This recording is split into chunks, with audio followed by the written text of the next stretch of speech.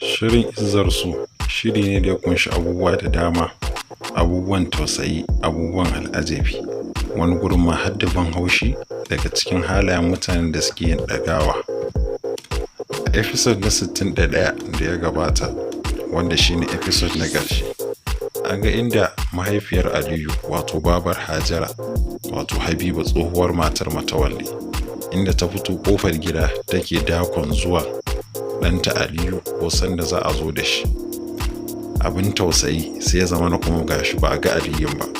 Shine abin da ya sa har ta furta take cewa ko bacci wata rantsa ba jiya saboda murnar za ta ga ɗanta da ta shekara 24 ba ta gani ba.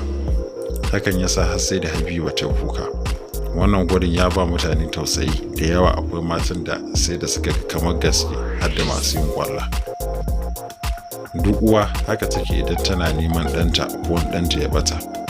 Daga wannan ƙalubale ne domin shi fim ana yin sa ne domin a wa'azantu da wani abin a faɗaka.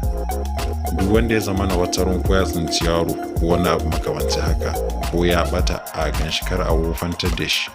A ƙoƙarin a binciko iyayensa domin a raba su da damuwa a kuma sanya su farin ciki. Domin wata ran baka sani ba kai ma ko za ka nasara ka ko makamancin haka.